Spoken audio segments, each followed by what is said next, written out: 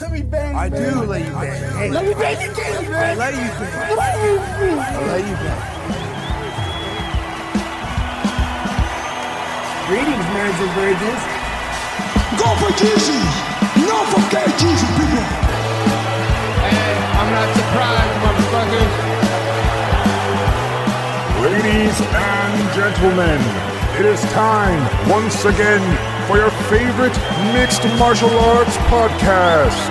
Recording out of Los Angeles, California, it's MMA Roasted with Adam Hunter. Who the fuck is that guy? What's up, people? Welcome to a brand new MMA Roasted podcast. Me, Adam Hunter. I'm here with the funniest human being alive and a great guy. Just a really, really great guy. McCorkle's one of those guys, man. Like, a lot of times I'm having problems with my relationships or with my life, and I text McCorkle. I get about 19-page text back, to which I'm like, why did I text him? I wanted like a 3-sentence thing, and he gives me every book to read, all his stuff about his relationship, saved his stuff. So I appreciate this guy more than most, man. He's a great guy, and he's a guy with character too. Like, he's a guy with character. He lives by his own laws, lives by his own means. Like all these people that were like, look, I admit it. I wore a mask during COVID. I did it because I just didn't want to hear people complaining about me and yelling at me and bitching at me. He never wore a mask. He's like, fuck it, I'm not wearing a mask. Who are you talking about? You. Oh, I was going to say, my audio cut in when you said he's a great guy, but I was like, this dude sounds awesome, whoever he is. I'd like to be friends with him. And I'm talking about you. You're a guy who lives by your own rules. Absolutely.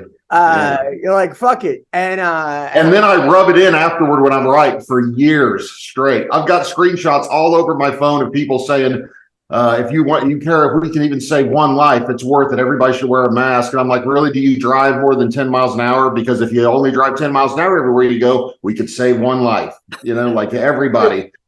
So I remind them for years I was right. Oh man. Great. You're like, I want to be friends with him. So yeah. Meanwhile, Don Fry, who I also love. I fucking love Don Fry. I can't do the podcast Wednesday. That's when I do toxic masculinity, right? So we were going to do it Tuesday. You have your therapy. Wednesday Don couldn't do it. Thursday I was traveling, and you try and do a podcast when you're traveling. You don't know when your flight's going to get in, especially with Spirit Airlines. It's a fucking crapshoot with that. So I'm like, all right. All right, we'll do it Friday.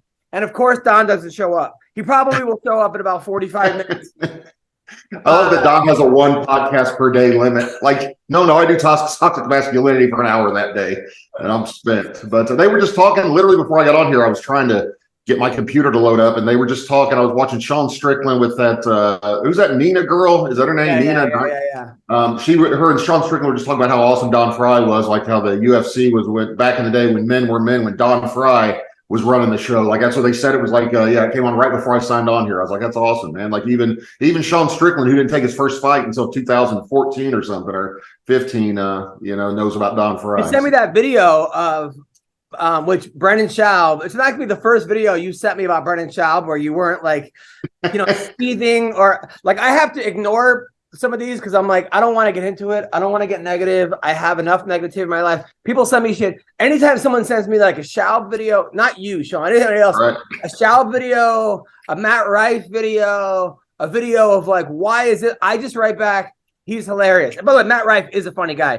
But I'm just like, I know they're baiting me. I know they're trying to get me annoyed. So I just write back, dude, this dude's great. He's so talented. And then it just confuses people because I see the bubbles pop up, like they're ready to say something back, and then the bubbles are gone. That's right. The best. But people are like, So anyway, you sent me the video of Don Fry sparring with Dominic Cruz, and Dominic Cruz was saying how he's had 2 fights at that point. Right. He walks in the gym, and Fry's like, "Want to spar?" And he's like, okay." And then he takes 2 Vicodin.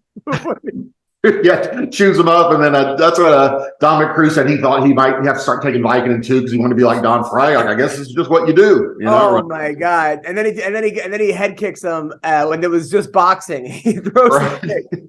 said you gotta be ready for everything in this sport. Which is true. Matt Mitrione was famous for that. He would head kick when you were boxing, like when you weren't like no guards, shoes on, whatever. Just all of a sudden the head kick. You're like, dude, what are you? Or knee it, throw a knee in the clinch when you're boxing. Like, dude, what are you doing? You know, like that's Dude, wrestling started again, and I'm like, why am I coaching? I'm driving an hour. I get paid nothing, but it becomes like they're not going to find anyone else that'll do it. And also, like, it is very spiritual, and I love giving back. And I bring my daughter. My daughter loves it. Now she's like doing the warm-ups. It was so funny because we were doing the warm-ups, and I'm like, all right, guys. And of course, 2 kids show up, right? And then like 10 just dwindle in. It's 2 girls that show up.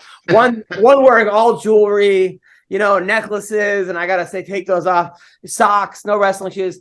So I'm like, all right, karaoke inside. You know what that means, right? Karaoke inside. No, it's basically like you're shuffling your feet back and forth like this.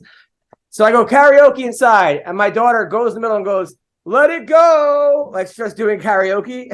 Right. That's what I would have thought. Dude, I'm like, kid is so funny. Those kids love you though, man. When a couple times I went and watched you coach, man, you could tell they didn't really care much about wrestling. They were there for the entertainment, or whatever. Like that. They were this girl, like, and it's one of those things where this girl does not. I mean, she's pretty athletic. She was doing like handstands and stuff, and like, but she just, when she gets taken down, she starts dying laughing. Like she thinks this is the complete, she's never done anything contact. So at this point, it's like, how many practices can I get her to stay at before she quits? Hopefully she can get over the hump. But she thinks this is a complete joke to her. And like, not even like in a bad way where she's not fucking around. She just doesn't care if she gets taken down. She literally thinks this is the funniest thing in the world. So I don't know how funny it's going to be when we get to a match. She gets thrown on her head. But right now in practice, it's just... as long as she doesn't get hurt, it'll probably be funny for everybody watching until she gets hurt. And then like, like if a girl just laughs when she gets taken down, like that's a good attitude. Dude, we had a kid like being pinned, and the other kid was like, basically like, it's called a Saturday Night Ride, where it's like basically you're in I don't know, I guess it's full guard, and you got your hooks in, it's like you're like grapevining the legs, and the kid's on bottom going, "I did not consent to this." Kids are the best. Oh man, kids are funny. So meanwhile, last week after the podcast, right? I just talked about my bunny passing away. It was tragic. The kid told my daughter that he killed the bunny, yada yada. Dude, my wife comes in. My cat died. We have 3 cats, and one of them we got like about a couple months ago, and you just couldn't keep this cat inside. It would just wait on the ledge and just fly out. Anytime you forgot your keys, going back to the house, the cat. So we were letting it run outside because it was always coming back, but it was just. I'm like, it's only a matter of time. Like we're doing everything to keep this cat inside. Water guns, screaming. I got a fucking air horn by the door. Just whatever. Maybe that's why it wants outside. If you're shooting with water guns and blowing an air horn and screaming at it, I would want to leave too. Well, only when it's like by the door. I'm like, oh. So of course I'm trying to keep it inside. We get a text from my neighbor. I found your cat, right? Where it was in the street. Do you want me to dispose of it? Or do you want to do it? Right? I'm like, what kind of neighbor do I have? Like sounds like they took a hostage. Like, would you like it disposed of, or would you like to pay the ransom? Dude, so I'm like, just leave it by the side of the house, So then I gotta bury this cat, which is like, I'm fucking bawling, apologizing to this cat. Like, it's just the worst. It's the fucking worst, right? I'm putting it in a towel. So then my wife, I'm crying, just fucking. And then my wife's like, "Okay, Adam." A couple hours later, she's like, "I got you something to make you feel better." I'm like, "What?" She gets me a cake with a cat on it, and I'm like, "I'm not eating this fucking. Why would you?" She's like, "Look how cute it is." I go, "Throw this away." So now we're fighting. I'm like, "I'm not eating this fucking cake. Like, there's no way I'm eating a cake with a cat on it." Like, I just buried the cat. She's like, "I just thought I was just trying to be nice and thought it would be sweet." And I'm like.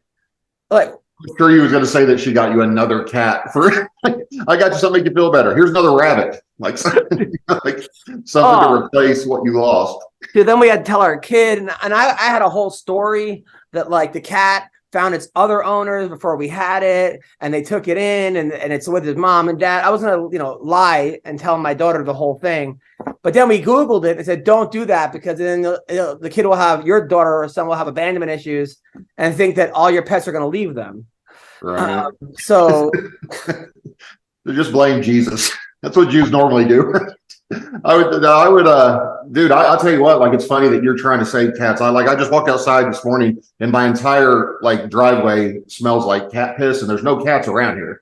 But I was just sitting there thinking how I'm going to kill the cat when I find it. I was plotting how I'm going to kill this cat if I can figure out where it's at. Oh, come on. I live out in the middle of nowhere, but my closest neighbor is a couple hundred yards from me, so it's not anybody's cat in this area down here. So it's got to be a wild cat, but it's, I've killed a couple groundhogs here recently. I shoot all kind of stuff down here, man. If the groundhog made the mistake, I was letting the groundhog live until it chewed through my internet cable, and I had to get under a deck to fix it or whatever. And then when that happened, I was like, it's on. So I have an assault rifle, and I'm shooting out my back door at these groundhogs in my neighbor's house.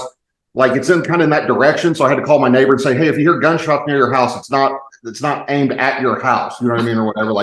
You're going to hear the noise, but because I'm shooting an AR-15, which is like a cannon, when you shoot it, because shotgun, it doesn't have the range I needed on it. So anyway, so I killed 3 or 4 groundhogs and had to tell the neighbor, sorry about that if you think I'm not shooting at your house, unless it ricochets. Well, that's terrible. I please don't kill this cat, Sean. I haven't seen it, so he's doing a good job. Maybe he went to live with his parents. Please don't kill any groundhogs. So then my wife, I forgot, I got her these tickets. First, we went to go see LL Cool J, which was awesome. He put on a great show, and it was him and Rakim, and then it was all these great rappers from Salt and Pepper. But Eric B wasn't there? Eric B wasn't there. I thought Rakim didn't go anywhere without Eric B. That was my understanding in the 80s.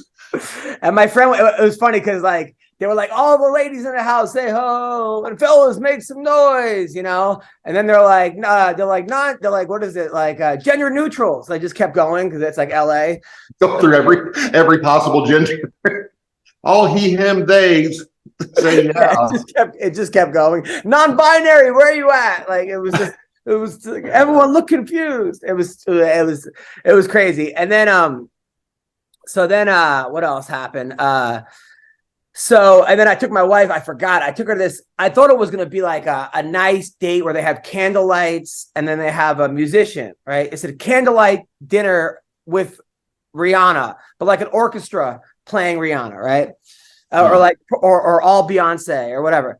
But it wasn't. It was they were on stage. It was a 3-piece, people playing the violin and the cello. 3-piece symphony? Yeah, and then an hour of Rihanna. And I'm I feel like I was in an elevator for a fucking hour, right? That's amazing. Who came up with that idea? And candles everywhere. Right. So I'm sitting there, and all these nerdy couples are and I'm sitting there doing the most inappropriate shit because I can't sit still during this. So I put my jacket over my lap and take my wife's hand and try to get a hand job. And she's like, "Will you fuck?" She's like, "What do you do?" Dude, you got to get out of LA. I don't know when the last time you spent an extended period outside of LA. But if you did, I don't think you would go back. If you could spend them, hey, maybe you should move to Texas. You and Brendan Schaub, because that's all Brendan Schaub is wearing a hat with Texas on it now. And I DM'd him and I said, dude, you got a Texas tattoo. You keep mentioning Texas. You keep flying Texas. Joe Rogan is not going to invite you to move. I guess Rogan's backyard opened up or something. Is that what happened? Yeah, no. He's like, he thinks that he tries to bring up Texas. Man, I've always wanted to live here. Every time he talks to Rogan, Rogan's like, cool, but you got to hold down the fort in LA. Don't forget. We need somebody to hold down the fort there at the Comedy Store. Is that what he says? That's what I heard. Dude, I heard that. I heard it when he keeps talking about moving to Texas, that he got told he has to hold down the fort in LA for the death squad or whatever those idiots call themselves. Dude, in LA, by the way, they have these things where they have dining in the dark, right? Like this. I belong to this newsletter where you can go on a date, but there's no light, so you don't even know what you don't know. Rihanna music without candles. You don't know what you're eating. You don't know what you're eating. It's the same group of people. They just blow the candles out. It seems familiar. Dude, we used to call this not paying the electric bill. Right. You don't know what you're eating. People here are just getting rid of food that no one wants to eat. So yeah, dude, this is Anyway, so did you? I can't even eat after myself. I can't imagine just trusting somebody like putting whatever it is. Like when I drink out of a glass, I turn it a little bit each way, so I never drink after myself. You know what I mean? Yeah. If I'm drinking from a bottle of water, I have to like pour it in my mouth because I don't want to drink after myself because I'm nuts. So, yeah, like I really, I can't imagine just trusting somebody. That's what my fiance, anytime she'll be like, hey, try this. And I look down, I'm like, no, I'm good. Because how are you a germaphobe when you took 10 different kind of steroids? Oh, they're not. Steroids are clean for the most part, I think. But yeah, no, I did one time take HGH and got an infection at the injection spot because I didn't wipe it off with an alcohol swab because I've done it a million times. I thought, what are the chances I'll get infected this time? Turns out it did. So I had to go to the hospital and I was trying to come up with the reason why I had this injection site that was swelling, because they're like, who shoots heroin into their stomach? Like they're like, they're still like trying to say, well, what happened here? I'm like, yeah, I don't know. That's kind of been inflamed. I don't know why I'm holding 30 pounds of water, but I have a suspicion, like it was because I started holding water like crazy, like seriously, like 30 pounds of water over a 2-day span. And I was like, this isn't good. But it turns out it was some sort of infection, I guess. But doctors have a hard time when you're not honest with them to like diagnosing what the problem is, because they're like, well, is this like? And I was like, well, I think I took some HCG there not long ago. They're like, you think? Like, you know what I mean? Or whatever. I was like, yeah, I think a couple weeks ago. They're like, well, the infection would have been gone by now. I'm like, yeah, maybe it was yesterday, like that I took it. I don't know. No, like it was, I felt so dumb. But yeah, they couldn't figure out what was going on. So they just gave me a diuretic and had me leave. So now that it's summer, you might be looking for wholesome, convenient meals for sunny, active days. I know I am. Okay. And Factor, which is America's #1 ready-to-eat meal kit. Not number 2, #1. It can help you fuel up fast with flavorful and nutritious ready-to-eat meals delivered right to your door. You'll save time, you'll eat well, and you'll stay on track reaching your goals, okay? Are you too busy with summer plans to cook? I am. It takes me forever to cook, and I ruin the meals. But I want to make sure that I'm eating well, and so should you. Well, with Factor, skip the trip to the grocery store and skip the chopping and the prepping and the cleaning, okay? While still getting the flavor and the nutritional quality you need. The Factor is fresh, never frozen. Ew. Their meals are ready in just 2 minutes. That's right, 2 minutes. Although when I do stuff in 2 minutes, my wife complains, okay? But not with Factor. All you got to do is heat and enjoy, and then get back outside and soak up this warm weather. Vitamin D, all right? Looking for calorie-conscious options this summer? You can try the delicious, dietitian-approved, calorie-smart meals with around or less than 550 calories per serving. That's nothing. You burn that off, I don't know, jogging, all right? You need an extra boost to support your wellness goals this summer? I do. We'll try the Protein Plus meals with 30 grams of protein. Hell yeah. Get rough. Look at these guns, people, all right? So check it out.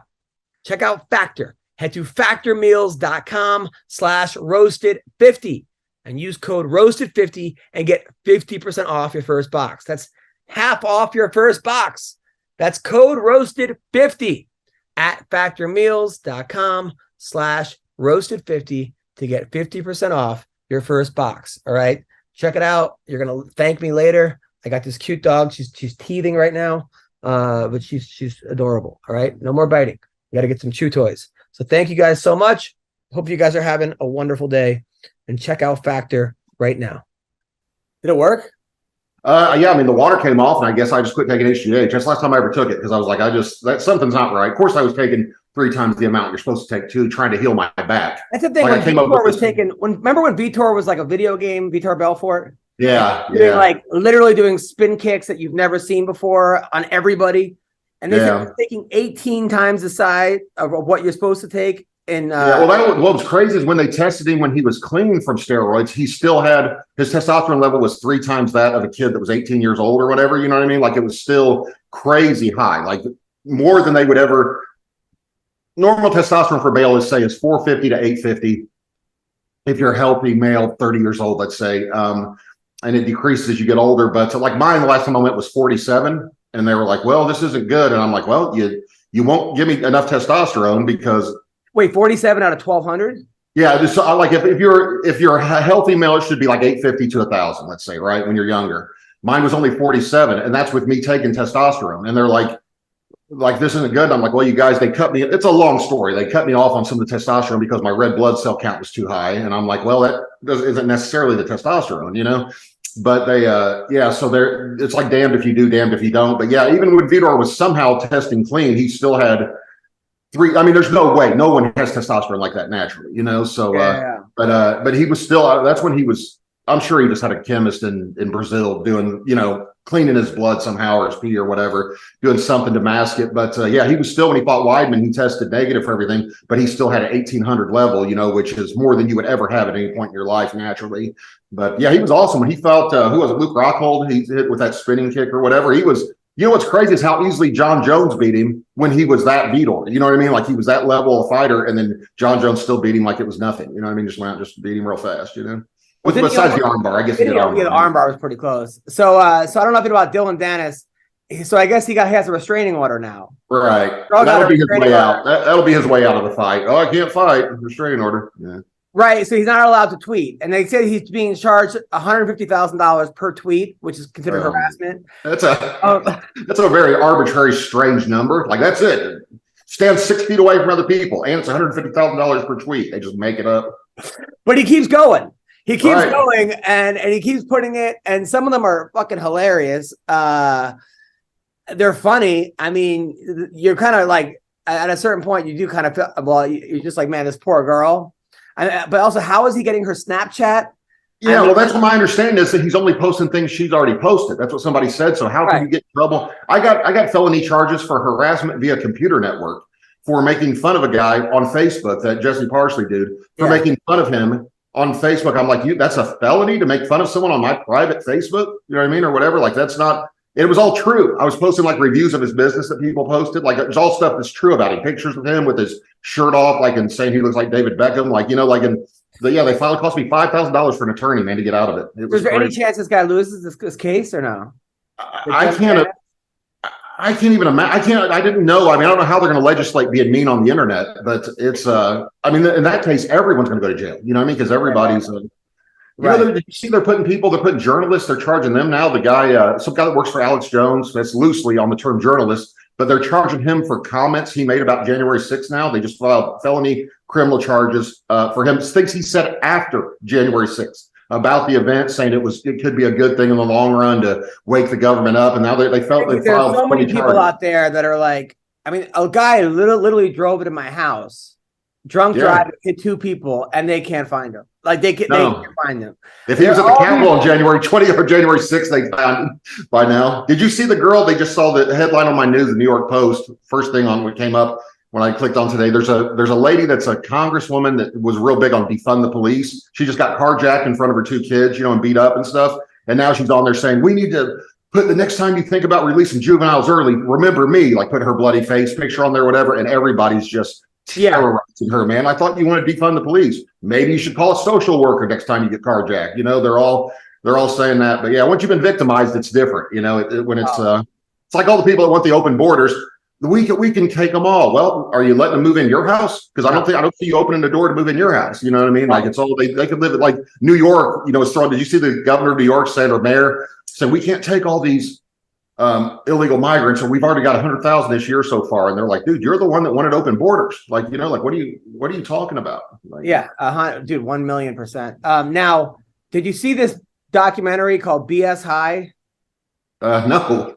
Oh my God, Sean. I don't know if you have HBO Max or how you get this. This guy started a fake football team, right? So this guy, he went, where was he? He was in, I think, Ohio. And he started a fake school, right? He got money. He was going to try to get a real school. He lost funding. So he brought in all these players from, like, were either, like, a lot of them graduated. One of them was 23. One of them was 19, like 20. And he had them allegedly go to class. None of them went to class, right? And then he was their coach, right? He was their football coach, and he gave them a schedule, and he lied to a lot of their parents, saying, I'm going to get you into this D1 school, that D2. They ended up on ESPN playing the #1 team, like in the high school. They got this shit beaten out of them. Like, none of them knew any plays. They said he was getting his plays off Madden, right? Like, he was like Madden. He took fantasy football to a whole nother level. Like he just had a fantasy life going on. Then they investigated him, right? And he was like, I didn't break any rules. But like, yeah, because there was no rule saying you couldn't start a fake school. And then he said it was a religious school, right? But so that's how he kind of got around it.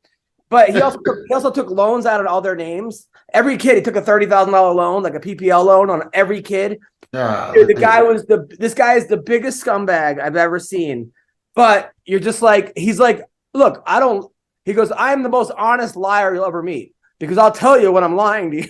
Like there's something wrong with him, but you got a documentary.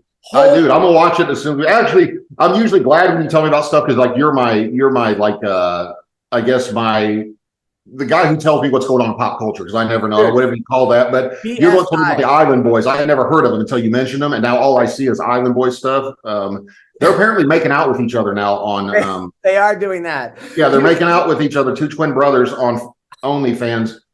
Like, dude, that's kind of hitting the bottom of the barrel. I mean, I thought singing in a jacuzzi rapping was the lowest they could go, but it turns out they can go even lower, man. That's disgusting. But now they're saying they might not even be brothers. They might just look alike. Yeah. Like they might not be identical twin brothers.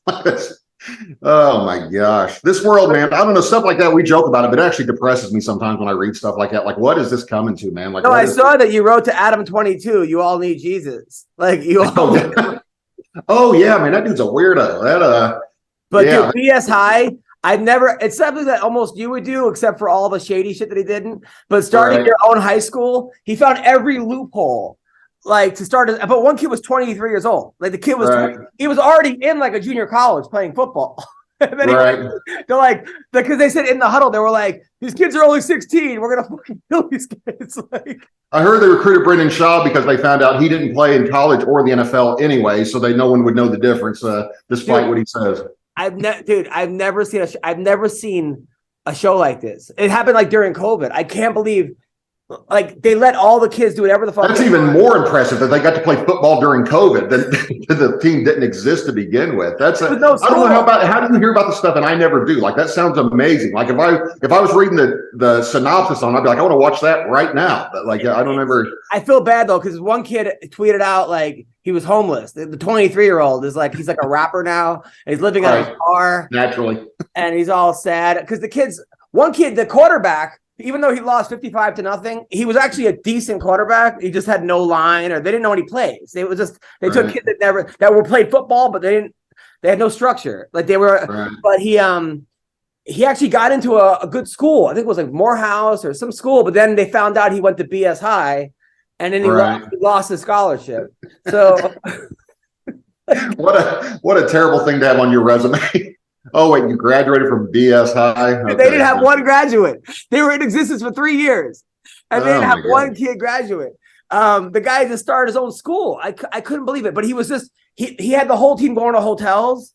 And then they would like rack up a bill of like $50,000. And then he would just move them all out in the middle of the night after like the second month. What was his end game? You know what? Did he ever say what was his long-term His end game was if they were good enough to get on ESPN, eventually they would get sponsors. And he'd be able to have their own school. And nobody would ever question their history at all. No one would ever say, like, this top flight quarterback, he is 28 years old. And, that's going to be an issue with college. But it's the announcers were like, what are they feeding these kids? It's like 280 fucking tackling. But they're losing every game. They're not good. I mean, I think they probably could have been good had they had real coaches. But they just let them do whatever they want in practice. But they were all flexing and putting their shit on Instagram like they were going to win. Thinking no one was going to know. Like that kid graduated 9 years ago. Like what is going on? People are so awesome, man. It's you always got to wonder what they're thinking while they're doing it. Like, hey, how does this end? You know, like what's amazing is the person who, I told you I had a chance to do some commercial stuff for Progressive Insurance, whoever has a flow. And I was like, I told the guy setting it up, I said, listen, you're going to read about me for 2 minutes on the internet. Your legal department's going to shut it down. They're not going to let me do anything. You got to wonder who at ESPN, when they went to televise that game, someone's job was probably to verify that school existed. Somewhere at ESPN, somebody's like, hey, we better just make sure that this guy didn't just make this up. So can you imagine being whoever's in charge of production? They play the number one school. They play like an all prep school, like a school that like is sponsored by Nike or something. Right. And they got on ESPN. And then he goes, well, no one else wanted to play them. So I'm like, dude, it was like 42-0 at halftime. And they were on that. They had already gone through like 3 quarterbacks, right? And a couple people they were putting in weren't even on the roster. Like they were just like, they were like, well, this guy's playing quarterback. They had him as a safety. He had the same qualifications as the first string quarterback. Like he's also not a high school football player. Like it's eventually they were like, this is an embarrassment to Ohio football. Like it just kept going. It's the greatest documentary I've ever seen. It's so fucked up, and you end up feeling for all these kids. At the same time, if I'm a 23-year-old playing, feel for all these men. It's hard to feel bad for the kid in a way, because you're like, well, you were 23 playing high school football, so. We had at my school I went to, man, it's kind of sad, but it's funny too. We had this kid, I won't say his name, but he played high school basketball for 7 years. And they're like, hey, did you hear this kid? Let's call him Kevin. Did you hear Kevin Jones just beat your record for career scoring? I'm like, well, I hope so. In his 7th season playing basketball there. They're like, oh, no, because he was like 14 in 7th grade. And so he played on the varsity team in 7th grade. And I was like, that's not that impressive if you're already 14. But yeah, he graduated like at 23. He's dead now. But that's horrible. He died of old age. No, he did. But that's what they're saying. Yeah, he just scored 50 in a game that night. He beat your high score thing. I'm like, well, he had 190 chances to do it. I bet he should have beat me at some point, Like dude, my high school, the same shit happened. Like, I went to that boarding school for like troubled kids, yada yada, and our teams were really good until they started the conference, whatever, because half the team was ineligible because they were like 20. Yeah. They were like that's 20. when I played college basketball. I went to a junior college for the first year and a half. But there was 22 players on the team when I got there, and there's only 12 scholarships. And I was like, dude, why is there 22 people on this team? They said, because half of them won't be eligible by Christmas. And I thought it was a joke. I started laughing. Dude, by Christmas, we had 10 players left of the 22 that were still eligible to play. So it was like was it grades? Just grades or quitting or getting arrested or their probation off. I mean, when I went to the school, it was funny. They had like 4 players on the team of the final 10 that were still meeting with their probation officers during study hall. And we asked this one guy, his name was Devon with no E. He's the one I told you about. It's D-V-O-N. And his parents obviously forgot. So he put an apostrophe between them, between the D and the V on his own. But I was like, dude, so you got a probation officer? I said, what'd you do? He said, I shot 2 people when I was 12. And I was like, oh yeah. Like I thought he was just full of it. And I looked it up. This is in the early days of the internet, but I looked up his name. It's not too hard to find a Devon, D-V-O-N, from Philadelphia, Actually, turns out it is. No, but I looked it up, and sure enough, he had murdered or shot 2 people when he was like 12 years old, because we all thought he was lying, But there were several guys that had, like rape charges or sexual assault, all kind of stuff on my team. And I told the coach, I said, this is awesome. I have to run 3 miles tomorrow because one of our teammates didn't show up for class, but it's no problem that during study hall, when I have to be there, even though I have a 3.5 GPA, you make me go to required study hall, but this guy meets with his probation officer during study hall, and he doesn't have to make up that time. You know what I mean? But I have to. My friend Tim McMahon, who now works for ESPN, we went to high school together, and he was a really great basketball player. But he said he quit in college because he said that they had these like recruits. I don't know where they were from, but these like they were black and they were awesome. And he said that the guy in practice dunked on him. And then the coach yelled at him for almost hurting the guy while he was getting dunked on. Yeah, that's awesome. That's he's like, fuck this. I almost beat up my coach my sophomore year. I almost beat him up, and really almost beat him up. And then later on, with the Latrell Sprewell attacked his coach. He attacked PJ Carlizamos a couple years later. I choking him, right? Huh? Did he choke him? Yeah, I started choking him. He had a black eye. The best was seeing PJ Carlizamos sitting there with a black eye, like a little kid that had been bullied at school. But I guess he had been riding with Latrell Sprewell nonstop, just mouthing off. And Latrell Sprewell was like, dude, I'm a grown man. Talk to me like a grown man. I'm a millionaire. You know what I mean? At least until I'm done playing basketball. But he's like, dude, you're not going to talk. He told him repeatedly, you're not going to talk to me like that, because he was a college coach that got brought in. And those college coaches, my coach called me a pussy one time during practice, and I stopped and turned and looked at him and started walking toward him. I was going to knock his ass out. Like I wasn't, you ain't talking to me like that. Especially there was like 30 people there watching, like an open practice. So like media people and, some of the people in the town that were boosters or whatever were there. And he's going to call me a pussy because I got stitches torn out of my eye. Someone's fingernail. I was at practice, eye almost swollen shut. Someone's went to smack the ball and it pulled like 3 or 4 stitches out of my eye, like ripped them out. So, I mean, it's pretty hard to rip stitches out, man, with a fingernail. And so I like turned and I held my eyes like, because he poked me in the eye too. And he was like, oh, you guys go down. Let's start on the other end since McCork wants to be a pussy. And like when he said that, I snapped, dude. And so the assistant coach he's like, good, I'm glad you're mad. I want you to be mad. I was like, that's what you think, because I can hold a grudge. You know what I mean? And so I went after him. I was ready. And I told the assistant coaches, because they're kind of like the intermediary between you and the head coach. I said, if he ever says anything like that to me again, I'm going to do that. And then when I saw what happened to Latrell Sprewell, obviously he was far more famous than me. But the beating I would have given the coach would have been way worse than what he did to PJ Carlizimo. But I was glad I didn't, because I saw how everybody went after Latrell Sprewell. And I was like, dude, I completely understand. Yeah. Like, I know exactly what it's like to have somebody run their mouth to you and thinking that you're their bitch just because they're, they're By the way, you were talking about that, the names. You ever see that Key and Peele sketch?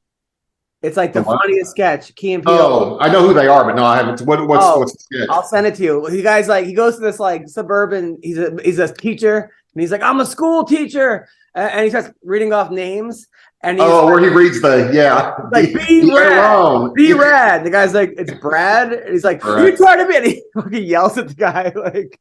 Yeah, when I saw that, I loved it. I didn't know who those guys were. I'd never even heard of that show when I saw that, but I loved it. And then they got a couple of funny ones, man. He's the one that makes those real terrible horror movies with African Americans, right? Isn't he the same guy? Yeah. I haven't seen any of the movies. I can't tell if they're horrible, but yeah. So by the way, did you see Dana White talking about Bellator? Yeah. The best is when they told him it was $500 million was the asking price. It's like sold. Like he was like Dana White. I actually texted Dana. I texted him after that. I go, "Can I borrow $500 million to buy Bellator?" See what he said. He goes, "Sounds like a fucking great idea." That's what you're saying. He gets so mad, man. He cracks me up. Talking about holding a grudge. He's the real life Terry Silver, dude. He'll get back at you years later. But just him getting annoyed at these questions. Look, I feel like that could be its own show. Dude, that's the only reason I watch it. When he gets mad, it's the funniest thing ever. So in case you guys are, Has the UFC expressed any interest in possibly buying out Bellator? Why, on God's green earth, would anybody buy Bellator? So when we were just talking about business and making the right moves and making right decisions, there's been lots of bad ones. Bellator would be one of the biggest. Why anybody would buy Bellator is beside him. But hey, I know. Sit back and see how this plays out. I'm excited. Did you see the price point was $500 million for Did I say what? There was a price point of $500 million for Bellator. He had to get clarification. Bellator's $500 million. Awesome. Sounds like a steal.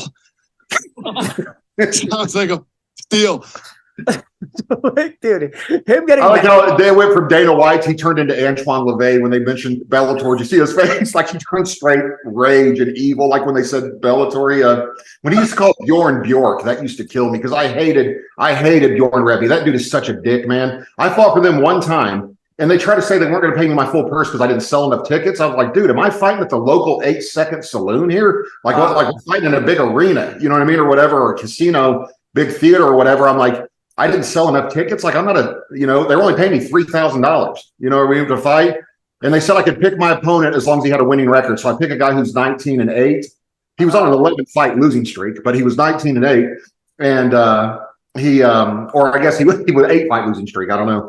But they were mad that I beat him in 45 seconds with the reverse Steiner recliner. Like I actually pulled off the Steiner recliner move. I ended up with a knee in his back. He was turned off fours.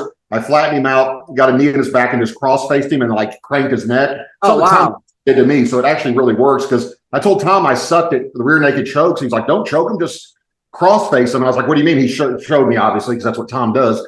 But he got me on my back and then he just showed me this neck crank from the back, where it's kind of like what Khabib did to Conor, similar to that, where it's not a choke, it's smashing their face. But did you know that it was a Steiner recliner? Did you know that was the move? No, but that's what they said. Like on Bellator, it was so funny because I was the biggest name on the card, which isn't saying much at the time, but I was the biggest name on the card, and they put my fight on SpikeTV.com because they didn't want to. Bjorn said he doesn't like UFC rejects. Like I found that out later. And my agent told me, make sure you thank him. He's a real prick, but make sure you thank him afterward for the opportunity. He was the one who they called me on 20 days notice and they wanted to know if I could make 265. I was like, dude, not on 20 days notice. They're like, well, what can you make? And I was like, I could do maybe 280 because at the time I was like 310. I said, maybe 280. And they were like, okay, well, we'll do it at 280. It's fine. A catch weight. And Bjork, whatever, was so upset that I didn't want to make 265. I'm like, dude, it's just too much. You know, like 45 pounds is too much in 19 days. It's just too much. Yeah. And so I ended up, my back, that's when I started having back trouble. I hurt my back like the first day of training or the first day of getting in shape. So all I could do was diet during that time. I couldn't do any training at all. So it was hard to get the weight off, you know, coming up. And that's when I lost 23 pounds in the final like 18 hours to make it. But I got up there, I got on the scale with my underwear that were still wet from sweating, and I was at 280.4. So I was 0.4 pounds. And they said, okay, that's, you know, I said, I figured that was good enough because on a regular scale, that sliding scale, they would just say, yeah, you're cool, like UFC or whatever. But Bjork is like, nope, you've got to make the weight. And I was like, I got to take off my underwear in front of these 12 people at the press conference. There was more than that. There's probably 100 people there. I said, I got to take off my underwear.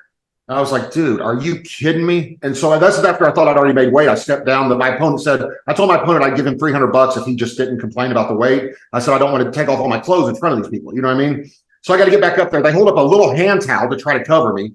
I take my underwear off. I stand there. They drop the hand towel. Like it drops down. So I'm just standing there with my hands over my D, like standing like that up there in front of everybody. I was just like, dude, this is going to be on the internet somewhere for sure. You know what I mean? Someone's going to get a picture of this. So I'm standing there and I made it. I looked over. I said, are you happy? Like to Bjorn, you know, like I made it because it was like I was getting ready to drink a Pedialyte and they said, no, he said you have to make it. And I was like, I did make it. They're like, no, he said you have if he was like, no, and you had a boner, you're like, well, I am. Yeah, that's like, yeah, it was the worst, man. But afterward, I told him, hey, I really appreciate the opportunity. He goes, yep, like as I walked by him or whatever. And I was like, dude, that dude sucks. I still talk shit to him on Twitter, but he doesn't ever respond because he hasn't been on there in 7 or 8 years. But I still try to get a hold of him, just tell him he sucks. Like, hey, how's that union coming that you put together? That's a fighters union, you know? Like he sucks. That dude sucks, man. Yeah, well, when they cut Ben Askren for being too boring, I was like, dude, what do you guys? Yeah, what's funny is it was all personal with him since the UFC didn't want him. Well, Bellator doesn't want him then, you know? Like, and then the funny thing was he would do that. He wouldn't take a guy the UFC cut. Like, what was the guy? Ben Saunders. He didn't want him when the UFC cut him, and the UFC turned around and re-signed him 6 months later, and then the Bellator found out they were re-signing him. They're calling, hey, we'll give you a contract. Like anybody, if the UFC wanted him, he wanted him. If they didn't want him, it didn't matter who it was. If the UFC didn't want him, he didn't want him. But he doesn't want to. He doesn't like UFC rejects. When he said that, I told the guy that said that, yeah, Bjorn says he doesn't like UFC rejects. I said, I will beat any heavyweight on his roster except the Cole Conrad guy, which I couldn't out wrestle him. But I was like, who else do they have? They've got nobody. The fact that they let Cole Conrad, who could have been the best heavyweight of all time, they let him just go because and now he's selling milk. Right. Well, they only have him fight because their tournament, they were so set on that stupid tournament format, dude. Like that was the way it was going to be, no matter what. And then they didn't have enough fights to put tournaments on. So you had to wait 3 years between fights, you know. But I actually told Bellator I would fight for them for $3,000 a fight on an 8-fight deal if I could choose the opponents. Like, you know what I mean? It's like if I could not choose, but if I had veto power over it where they're not going to try to bring in a killer, you know. I said, I'll do like an 8-fight deal with you guys, but I want to fight like 5 times a year, 6 times a year, you know. And they were like, no, we're not going to do that. And I'm like, I'm not worth $4,000 a fight. You know what I mean? Like, I don't get, because I just want to go on a long winning streak, you know, to try to get back in UFC. I mean, Bellator, the only thing that they have, I mean, PFL might be worse as far as like what they're spending versus how they promote it. I mean, they're just throwing money away. I mean, they're just I've never seen anyone just throw. We're signing this person, signing that person. We're doing. And then it's I keep trying to figure out how I can be part of the group receiving that money. Like how can I get in on, you know what I mean? Like some of that stuff is I guess it's Middle Eastern money, they said, right? Which I had a lot of guys fight in Dubai and they told me, you want to fight in Dubai if you can, or one of those Saudi Arabian things, because they might give you a Ferrari or a Rolex that's worth, they said like one of the fighters told me he left there with 2 Rolexes worth like 40 grand. And he just turned around and sold his purse was $3,000 for fighting, but he got $40,000 in Rolexes, you know, or whatever. So he sold those and like made it, but I was I tried hard to fight over there in Dubai, and I tried a couple different times. I'm actually going over there in November. Me and Russell Peters are going on tour. And are you really? We're going to Saudi Arabia, Kuwait. We're going to I just found out about it like last week. I'm so excited about it. We're going. What's up, people? Listen, today we're here with a sponsor for your bouncing bundle of joy. No, I'm not talking about a baby, although that's adorable. We're talking about your baby makers. Boom. That's right. Today's show is brought to you by MANSCAPED. But just like babies, your delicate little guys have sensible skin. Trust me. And they deserve products not only skin safe, but also with safe ingredients. That's where Manscaped's Platinum Package comes in. From razors to shower care This package goes above the gold standard for your body hair. So treat your beautiful boys to the world's finest toys at manscaped.com and use the code MMA Roasted for 20% off plus free shipping. Listen, Manscaped, I used to have the hairiest nuts. It was rough. I mean, girls would go down there, they would choke. Okay. I one time I had to go to the hospital. It was just nothing worse than, you know, in the middle of a BJ, having a girl having to like go up and go whoa, and start ripping out hair. It's not good. It's bad. It happens to the best of us. Okay. Some of you friends might be Armenian or Italian or just hairier people. All right. Maybe not. But the Manscaped Platinum Package 4.0 is a one-stop shop for the man who deserves it all. And that's you. Okay. They designed this package to allow you to fully align your entire hygiene routine with elite products. We're all about elite. Okay. The Lawnmower 4.0 body trimmer and weed whacker nose and ear hair trimmer feature proprietary advanced skin safe technology to protect your delicate parts and holes. Both are waterproof. You can shave with less mess. Trust me, you don't want nose hairs and ear hairs. It's not good. Okay. You want to get laid. You want to have fun. You want to relax. Check it out. Go to the Platinum Package 4.0. They cover all bases from head to toe and hair to ball fro. Get 20% off and free shipping with the promo code MMA Roasted at manscaped.com. That's 20% off with free shipping at manscaped.com. Use the code MMA Roasted. Use the Platinum Package because the gold standard is no longer good enough. So check it out and enjoy everything. Where's Russell Peters from originally? Is from India? Is that where he's originally from? India, but he grew up in Canada. I mean, not him, but his family, I guess. India, but he grew up in Vancouver. We're doing Egypt and Madagascar. Not Madagascar. I forgot what we're doing. We're doing a bunch of places, crazy places. He always seemed like a genuinely nice guy, man. I don't know who he is, but he seemed like he didn't go Hollywood like everybody else when they get famous. 100%. Casablanca, we're doing. So excited about that. I don't know what that is, but it sounds like a Humphrey Bogart movie. It is. Is it? Okay. I was going to say that just sounds like something Humphrey Bogart would be in. It is 100%. So, you watched the fights last week at all? Believe it or not, I did watch some of it, although I turned it off before the main event. I watched Rose's fight. I may be wrong, but I thought that fight was a lot closer than they said, man. I thought Rose won. I was watching, I thought she won 2-1, like on the rounds, but I was like, maybe I'm confused, you know what I mean, or whatever. But I thought it. He dropped her. To be the aggressor. She definitely dropped her in one round. I mean, she chased her the whole fight. You know what I mean? And it's the other girl looked like her shots were harder, but that's only because they were so much more exaggerated. Like if you're throwing punches like blah, blah, like going crazy, it looks harder. But you know, she wasn't landed the cleaner. I 100% thought Rose won, and I'm like, maybe. I was confused. I was very confused. I thought it was just me. I'm glad you did too, because I thought I didn't want to say that because I figured everybody would be like, watch it again, dickhead. Like if I said it online, but I was like, when they said 30-27, I thought, damn, did they gave all three to Rose? Like when the first judges scorecard said 30-27, because I thought she won 2-1. Like no, and then I said that Pat drove her there via ice cream truck. Yeah. And then I'm just like, oh God, Pat Barry's always been so nice to me. I liked Pat a lot until he didn't return my text 3 times in a row or my messages, and then now I have a grudge against him too. That I'll have a chance someday to help Pat Barry out, and I'm going to say no, I'm not going to help him. When you think it's the same number? Maybe his number? Yeah, no, dude. I saw him. I got poked in the eye in a fight in Japan. I didn't have insurance. They weren't going to pay for it. He got poked in the eye like 2 months later, had the exact same symptoms as me. I saw him in an interview saying, when I look up, I get double vision. It hurts here. It does this. And I texted him. I said, dude, can you please tell me what your doctor says? Because I don't want to pay for a specialist appointment, but the same thing is wrong with my eye. Like everything you're saying on symptoms. And I said, I don't have insurance. He goes, oh, yeah, I'll let you know. So he doesn't do it. I text him back, hey, man, did you ever get a chance to go to the doctor? I just need to know if I need to go because I was really broke at the time. I didn't want to spend $800 at the doctor, you know, whatever. Because you got to go to a regular doctor, get referred, then you got to pay that specialist. And, you know, so, I'll hit you back in a little bit, man. I'll call you. He doesn't. So I see him in person a month later. I'm like, hey, dude, were you ever going to call me back? Remember I told you I got double vision in my eye and I'm like really worried about it, like losing my eyesight. Like, what are they telling you? Hey, man, I'll call you in 5 minutes, man. Give me a second. He walks away from me in Vegas. Dude, I swear I'll call you in 5 minutes and explain. Never called me back, wouldn't return the calls or whatever. And I'm like, dude, it's the same thing I told you about when I hit Rogan up. I text him. I'm like, hey, and I haven't bothered Joe Rogan one time since 2010. Like, I don't bother him. I don't like, you know what I mean? Even when I was out there with you, you're like, hey, did you see Joe's here at the club? I was like, yeah, but I don't want to be another person come up to him. Hey, can I get a picture? You know, like I don't, because I've known him kind of since 2005, like through, you know, the underground forum. He knew who I was and, you know, this and that. We chat on there every now and then. Chat, it sounded really gay. So I text him. I'm like, hey, man, sorry to bother you, but I heard you talking about your mom going to get stem cells in Colombia. Can you please tell me what place she went to and just verify, do you know how much it was? Like, you probably know approximately how much it costs. I don't want to get taken advantage of. He sends me back one of my texts, like an 8-page text, none of which answers any question I had. You know what I mean? And I'm like, cool, dude. That's awesome, man. That's, you know, blah, blah, blah. Hey, anyway, can you tell me how much that was and what doctor she went to? Like, ask the questions again.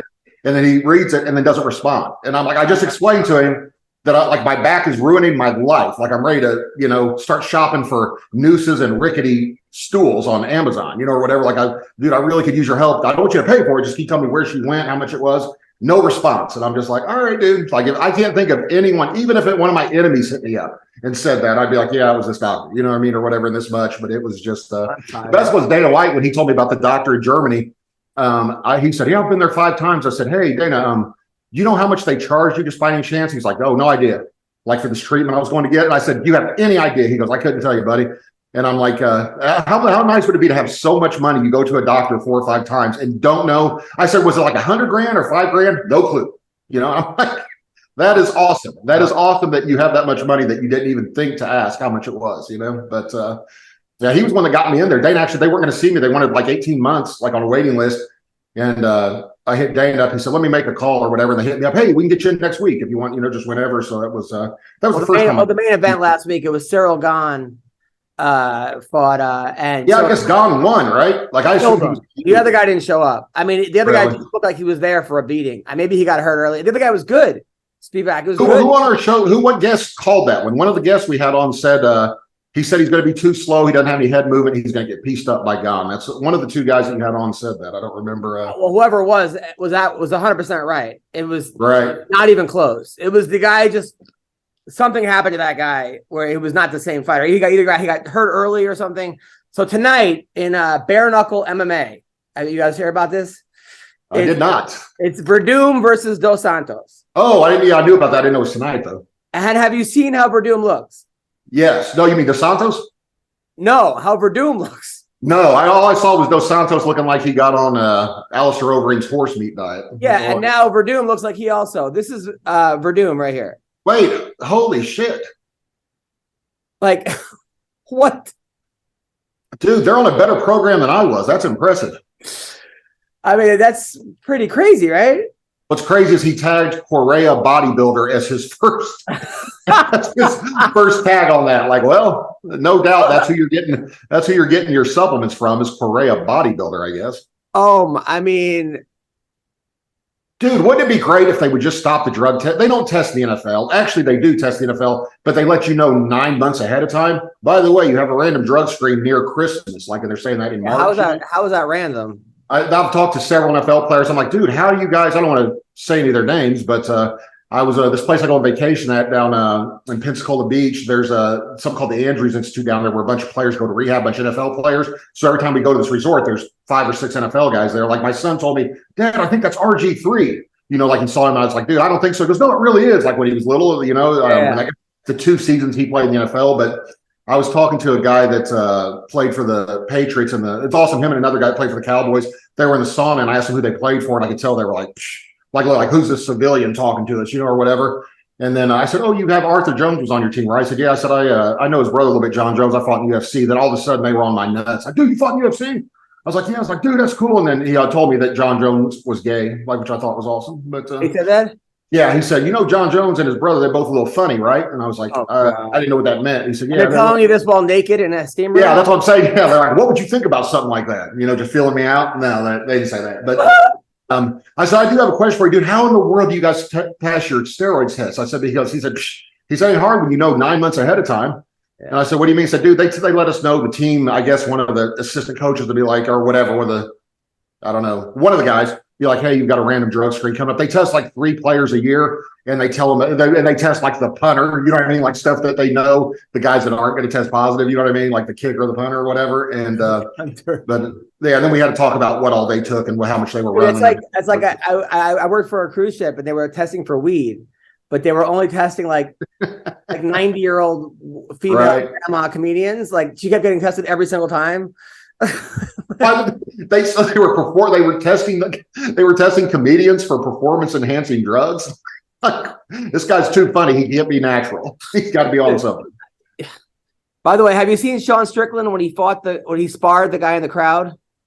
Yeah, that was a little rough. I was kind of amazed that he was doing something like that. He could have got cut. I mean, probably not, but he could have got hurt or cut. I mean, so he picks this guy in the crowd. The guy's got a Tiger Muay Thai. It'll be fun, guys. It'll be funny. We'll be very safe. He has no idea who this guy is. Makes fun of the biggest, baddest dude he could find, obviously. Yeah, he was hitting way too hard. Is he not afraid to get sued? Like,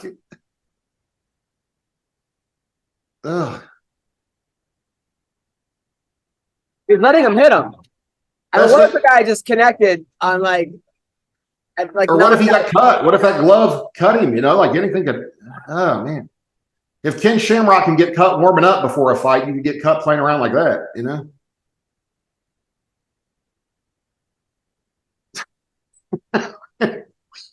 He was practicing his pro wrestling, looking to the crowd for approval. Like, should I hit him? And then he throws a sucker punch and smokes him in the face.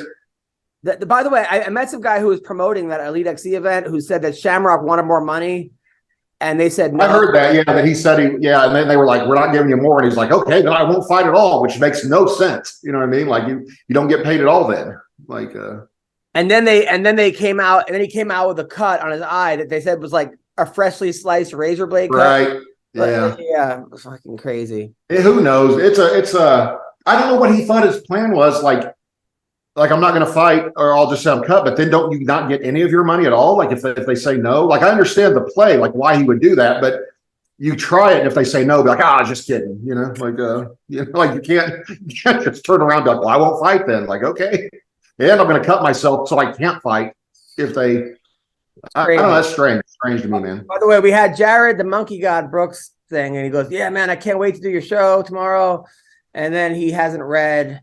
I can't wait. He said, "I'll send you a link tomorrow. Can't wait." And then he didn't write it. He didn't read it. So. Apparently, he can wait. Yeah, he can wait to do it till next time. He fought at one of my shows. I heard he was really, really good, which is weird for like a guy that small. You know, like somebody, dude, this dude's badass. And I didn't know what weight he was. He was fighting one of my shows, and he came in like he was very small.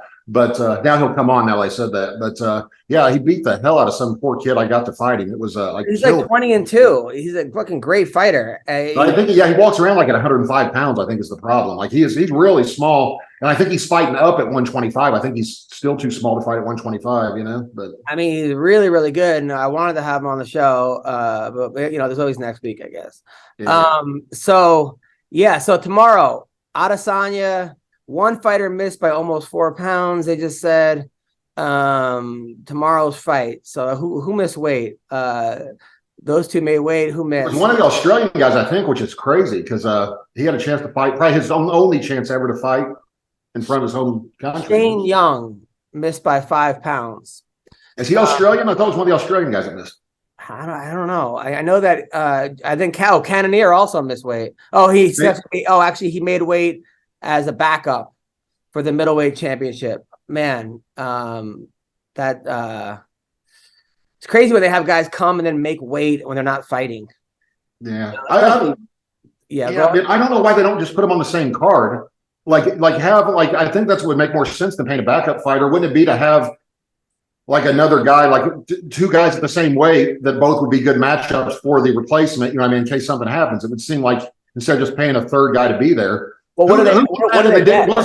Wasn't there a backup fighter who didn't make weight too? Am I crazy? Wasn't there a guy that didn't make the weight? I think there was, but what do they get paid? Like, do they get paid? Like, well, I know if what's his name, Stephen Thompson doesn't even get his show money when he does make weight. I don't know. I don't know what a backup fighter makes.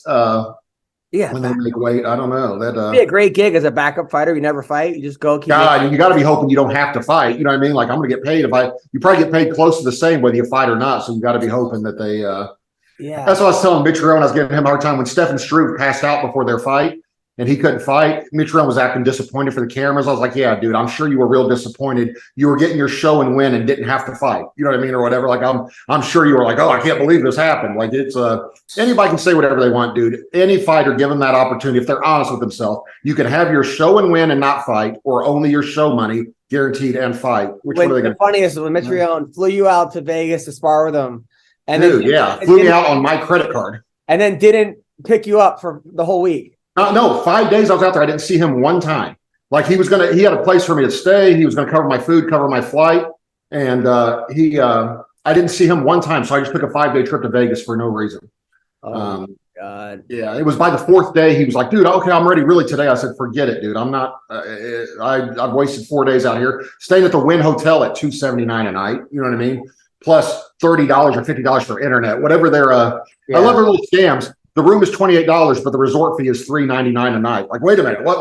The resort fee is more than the room? Like, I don't understand what's going on. Like, dude, I remember I did a show for E back a long time ago called Party at the Palms, and at that time I was like negative $900 in my account, and, right? And they flew me to Vegas, and they're like, oh, I didn't know you needed a credit card to stay at a place, so I flew in a limo. And didn't have a credit card that worked for the place. Luckily, somebody called in, a friend of mine, and let me use the credit. Like they gave me I flew in, they gave me a limo from the whatever, and I had negative 900 like show business. Yeah, dude, then I did a gig in Vegas one time. I was selling T-shirts afterwards. This is at the Strat, and a lady in a wheelchair rolled by, like it was like outside the show, but the people could walk by and stole like 10 T-shirts, and then just rolled away with them. And then someone's like, dude, that lady stole your shirt. So I had to run after her and take my shirts back. And then people thought I was robbing a fucking old lady. Like, phones out and shit. Like, that guy just stole that shirts from that old lady. And one of them he put on her. So I'm like, you can have that one. Like, yeah. Right.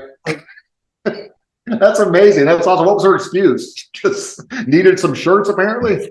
They were like, they're like, putting out does not make you a slut, makes you a team player. Not even a shirt that you'd even want to wear. Like, I don't think she wanted to wear. Anyway, so that's amazing. That's awesome. You have the best stuff happen to you. Dude, people always think my stories are made up, like that story you told about the Post Malone concert. I've had a bunch of people say that's all bullshit. I'm like, who would make that up, dude? Like, who in the world would make that up? Like, why would I come up with that? Hold on one second. I'm gonna flip my fan on here. About 100 degrees and sort of. Don Fry's the best. He's like, I can't make it that day. He's just now telling you can't make it? No, he didn't get back to me. And I texted him to write the right link too. I actually texted him, hey man, how's it going? The best when he was in the hospital and I had all these people, like I had every fighter in the world, like send them like, we love you, Don Fry. And Andrea Lee was like, hey, I just want to let you know you were such a big inspiration. Like, thank you so much. Here's a picture of me and you when I first started. And it was her and Dan Severn. That's awesome. And then he writes, typical blonde. Dan Severn, like Tank Abbott used to always say he looked just like Freddie Mercury. Yeah. And I'm usually an expert at picking out what retarded version of a celebrity someone looks like, or special, whatever you call it. But I never saw that. I never paid attention. But I saw him the other day. I was watching one of the old fights. I was like, holy shit, he looks like Freddie Mercury. And then I was like, wait a minute. Did somebody say that? I had to look it up. And sure enough, Tank Abbott had said that. He goes, I think I'm fighting Freddie Mercury at the next event. Dude, I got to stop hanging out with you because I was on stage and I was like, you look like the retarded version of whatever. And then everyone just stared at me. And I'm like, I can't say that. Like you can't. Shit that you remember when Norm Macdonald got in trouble for saying that? So he went on on Howard Stern and he intentionally said, he acted like he didn't know, but he goes, you would have to have Down syndrome to believe that, and acted like he was being politically correct. And he was like, I don't understand why everybody's upset. I used the right term, like it's, but he knew exactly what he was doing. He said it like 9 times. The Down syndrome. That's what, he kept saying Down syndrome. And then people with Down syndrome got mad at him. Like he had to apologize to them. Yeah. There's something the other day, man, there's a show. Have you seen, I saw an advertisement for a show, something like, it's called like What's Going Downs or something like that. I don't know what it is, but it's like, are down and out, and it's all people with Down syndrome. I was like, dude, what doesn't that seem a little bit, That seems more offensive to me than saying retarded. If you're saying like They had the little people bachelor at one point. They had like a bachelor with all little people, and people got so angry. It lasted one season. Yeah, they had the little people. Dude, that's like when I hung out, I was on tour with Brad Williams for a while, and he would always tell me that he always like whenever we go into place in public, little kids would always just point to him and start following him around because they were confused because it was like I don't know, a person with a face that looks like he's 37 on a little body, and little kids didn't know how. They would just yank at their parents, like, and just start following them around. And I felt bad because they were not like, like with my daughter. When my daughter saw a comic, this guy Nick Novicki, she's like, "Daddy, how come he has a little body?" And I'm like, "Oh, Violet, people come in all shapes and sizes." That's what I said. Like just trying to put it in the most, politically correct or just, way to say it. All right. So Israel Adesanya. Then she saw Brendan Shaw perform. She's like, "Daddy, how come he has no punchlines?" And you were like, "Oh, comedians come in all different sizes and shapes and levels of funny." Yeah. Israel Adesanya versus Sean Strickland. This week, I can't see a big path to victory for Sean Strickland.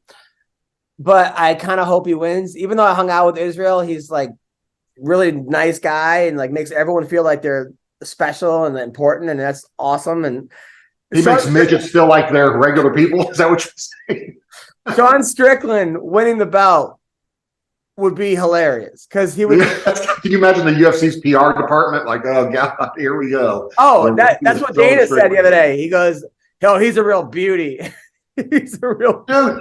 The stuff he says, they used to get on me all the time, mad at me. I'm like, he said things I would never say. Someone put on Twitter the other day, they said, "You walked so Sean Strickland could run," or whatever, something like that, whatever. But they were like, "Hey, you remind me of this guy." That's what I think I told you when my son told me, "Have you heard this guy, Andrew Tate? You guys sound just alike." Like in your interview stuff you say, and the first thing I see is Andrew Tate talking about how women are stupid and like, gosh, I hope I don't sound like that guy, or whatever. But then Strickland's actually, because I invited him to my show. I'm like, "Hey, Strickland, I'll come to my show.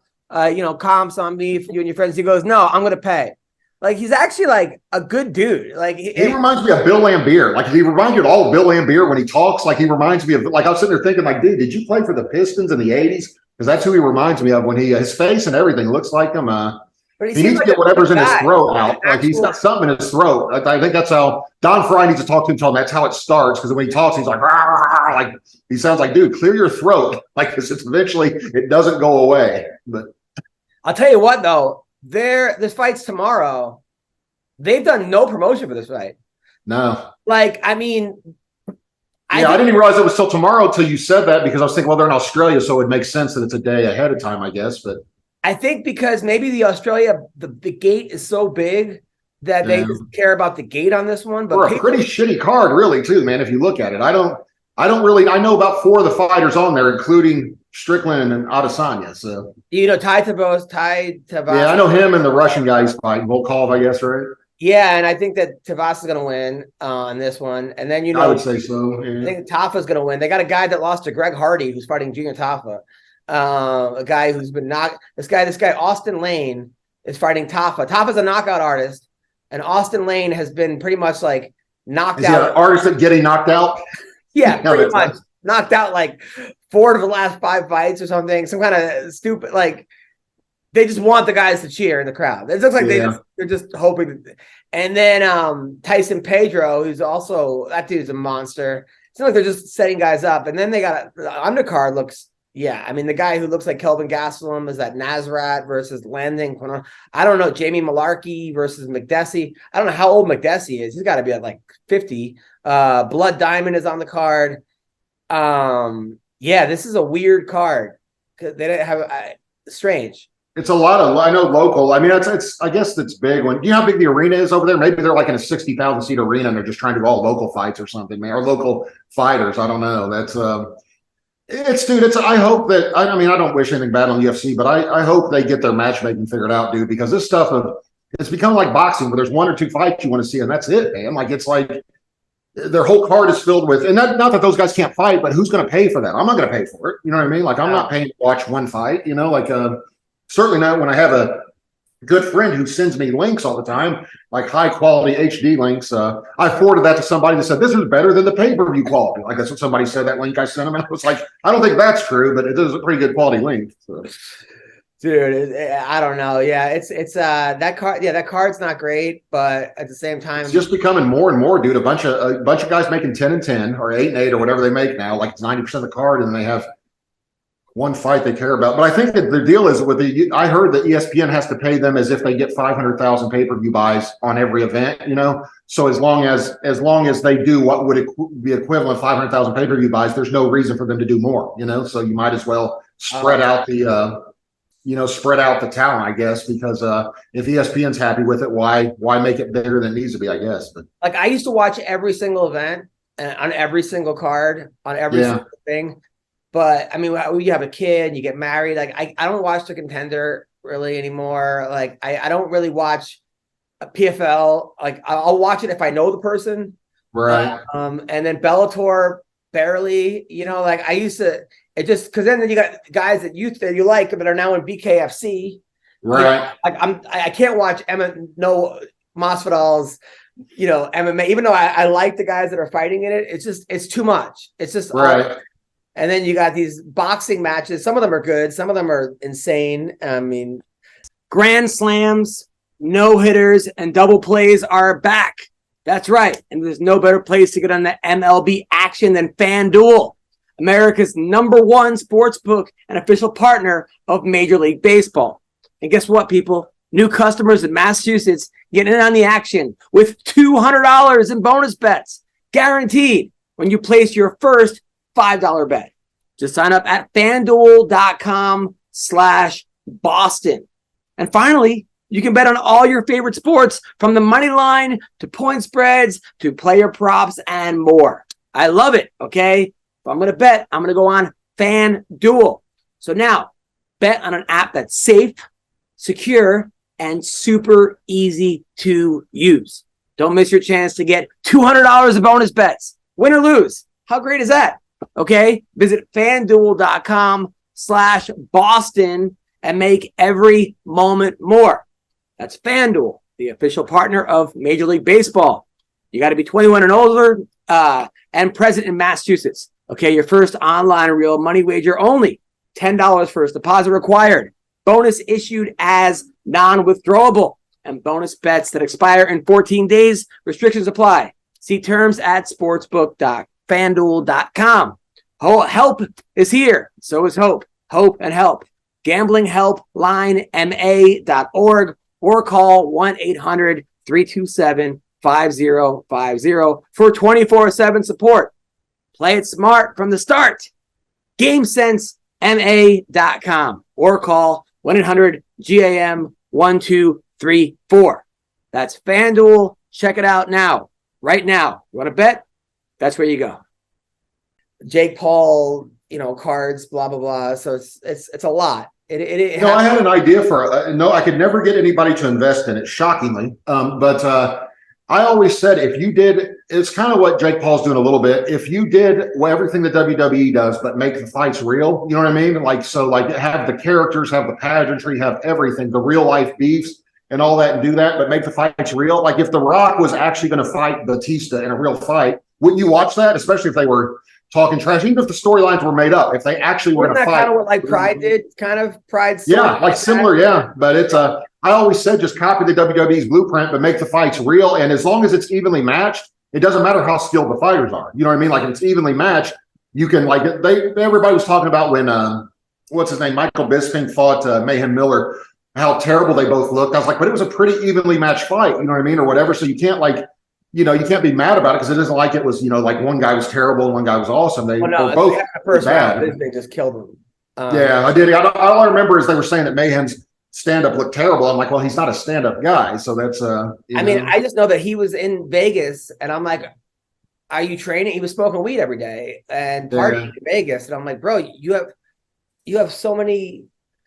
Speaking of which, I heard he got arrested again last week. I haven't seen Mayhem since he got out of jail the last time. I just haven't seen him. I talked to him on the phone, and I don't understand. Like, I know that for me personally, if I went to jail once, I don't have to go to jail to know that I don't want to go to jail. Yeah. No, what's weird is he's a pretty bright guy, man. When you talk to him, like it's not like he's some idiot, or whatever. I'm sure he's got some brain trauma, which doesn't help, but I think when you mix like steroids, alcohol, cocaine, drugs, pills, it's crazy to begin with. That's never when your dad, I mean, not to make excuses for him, because no excuses for what he's done, but like one of those is bad or can make you a little nuts. But then when you start, it's like, it combusts, it fucking combusts. And then you get the Baronis and the Mayhems, and on top of just, no bad decision-making and, lack of support system. Well, that's the problem. Is a lot of the guys came into the UFC, they didn't have a support system when they got in. They for sure don't have one when they leave, once the show's over or whatever, like it's, I was glad that I didn't get in. I kind of wish now I hadn't done it at all sometimes, but, with my injuries and stuff. But, I look back or whatever, like, thank God that came to me when I was in my 30s and not my 20s, because there's no telling, like I could have bought into the bullshit, or who knows what I would have been doing, in the 20s, like doing that, but I was already grown and old enough to know, it's, I guess, like now it'd be like if you were in the position you were in when you were 20, it probably wouldn't be the best, the best mix, as now that you're older and smarter and know to avoid the pitfalls, and stuff. It used to be like, I used to go to comedy shows and I'd be on Tinder before the show and Bumble after the show. All I'd be looking to is like lining up the chicks afterwards. Now I'm on like fun things to do with your kid. Like I'm on every Mommy Poppins app. I'm on every like LA Moms app, anything. Like I went to Crayola World. My dad's like, how the fuck do you find Crayola World? Tomorrow we're going to the aquarium, and then because I got my kid with me in Texas, which is like, oh really? Yeah, and my dad flew in, and that's awesome. But he's dealing with a lot of stress. We have a family member who's like super sick, mentally sick, and it's the whole thing. It's just really fucking with my dad. Like, he's got like a pinched nerve now. His whole arm is fucked. And my dad's 77, and he should be dealing with like resting and enjoying his retirement or quasi-retirement. Instead, he's just having to, it's really rough. Anyway, but my point is that it's just when you have a kid and you have a family, your priorities change, maybe you're not as wild and you don't have as much fun, but there's also a lot less shit that you get into. Well, dude, and what people call fun, that's what I say all the time. There's not many of my weeks of my life I would care to live over again. Like, I was really not. Like, if I could just take an hour here or 20 minutes there, but to do the whole thing over again. But one of my fondest memories of my life was when my kids were 5 and 2 on the beach the first time my son got to see the ocean, and they were like running, chasing each other back and forth and get knocked over by waves, which obviously I had to be there to pick them back up so they didn't drown. Yeah. But I remember that moment thinking, man, if I could just stay here forever, like I would do that. Whereas some people are like, the first time they have a threesome with 2 strippers, like, if I could stay here forever, like, dude, that's not, I don't know. It might be fun at the time, I guess, but when you're young, not what you're going to remember, about life when you get. Dude, I was, me and my daughter flew Spirit Airlines, and she had the middle seat, but I was going to, then I'm like, you know what? I don't know the person next to us. So I gave her the window, because just in case it's a creepy guy. I don't want him to sit next to my 5-year-old. You want him to molest you? No, just in case there's a creepy guy, I want to sit next to him. right. And luckily it was a nice woman, but put your jacket over your lap just in case he's in the mood. But I gave her the window seat anyway. So that way, and not only that, but just, she never had a window seat. So so every 5 minutes I'm trying to sleep, and then she's going, Daddy, look, the sun's, and then I'm, Daddy, look, and I'm like, so the whole flight, I didn't get 1 minute of sleep, not 1 minute. On top of the fact I didn't take a sleeping pill, because I don't want to be on Ambien and like on a 4-hour flight and have to get off and have to drive, because I had a rental car and the whole thing. Which, by the way, I learned, if you use your American Express and you have a rental car, like, if something happens, they'll cover it, but not an SUV. And I learned that the hard way, because I was in South Carolina and I parked like an asshole. There was a fight I was watching on my phone, and the parking lot was empty. When I came back, I had just like, everyone had to go around me. That's how bad a parking was. So somebody put, you fucking asshole, with a key. He keyed up the whole car. Wow. And American Express would have covered it, but I didn't have. I had, it was an SUV, and I didn't know if it was a regular car, they would have covered it. But they only gave me an SUV because they were out of regular cars. So I was like, I had a whole Right. So technically, it's their fault. that's what I tried to explain to them, but they didn't. It was. I had a brand new pickup truck rental because I'm such a redneck that I get a pickup truck when I get a rental vehicle. But no, I had one. I just like a bigger vehicle. They didn't have the SUV, so I get a pickup truck. I'm backing out in this parking lot, and I completely hit this concrete pylon. I don't know what I was thinking as I turned left, forgot there was a pylon right by the car, so it rips the whole side of the truck up. So I put it back in and I called the rental place. I'm like, yeah, I just came out here in my car. Somebody's hit it like a hit and run. I don't know what's going on. Turns out it doesn't matter if it's a hit and run. You're still responsible, like your insurance or whatever. Like, oh yeah, that's cool. So you're still paying the deductible and you're still, or whatever. And I even try to say, well, I think they've got the video here at the hotel. They're like, yeah, it doesn't matter. You'll still be responsible regardless. And then if you want to sue that person, then you can or whatever, if you want to do that. So I was mad that they weren't buying my lie on that it was a hit and run. But I was like, okay, since you're not going to do it, I'll just be honest. I hit a stupid concrete pylon. I just figured it was worth a shot saying it was a hit and run, or whatever. But I ran after I hit it, maybe. But no, it's they don't. It's like when I got I flipped my car. I told you on Christmas Eve, got in that real bad car accident. Guy almost hit us head on driving 60 down the middle of a country road, and then it turns out it's still your problem, even if even if someone does something that causes you to get in a wreck. And I'm like, look, I didn't just drive into the woods on my own, you know what I mean, or whatever. Like, it's obvious that I swerved. You can see where I swerved to miss somebody. I'm like, yeah, it doesn't matter. Like, it's still on your deductible, your insurance. So dude, nothing was worse. It's like it was like a Labor Day, and there was like 9 cars ready to make a turn, and I was late. So I went around all of them. It was an asshole move. This is years ago, and tried to like over. And then of course a fucking car hits me. Completely my fault, right? And dude, so I'm like on the side of the road, just like this, like fuck. I got out. You guys okay? Blah blah. They were okay, but it was like the cars that were ready to make the turn. It was like 8 gay guys on their way to a barbecue. Every car. So they all got out of the car and they're like, "Are you okay?" I'm like, "Yeah, okay." Well, you look like shit, and then fucking did the snap. Like, yes. That's amazing. You were into an aggressive group of gay guys. Dude, it was like a line of people ready to fucking tell me off and snapping. And I'm just like, you gotta be fucking kidding me. This is just I tried to make a Bruce Buffer joke there and I had nothing. I was trying so hard to come up with anything about Bruce Buffer in a car. I got nothing. Dude, I gotta take it one time for careless driving. Not even like reckless driving, and for careless driving. I'm like, you just didn't give a shit. They're like, you can't be driving like that, dude. You're obviously carefree right now. So one time in Ohio, I got a ticket for speeding or something, and the guy made me follow him to the police station to pay it. That's awesome.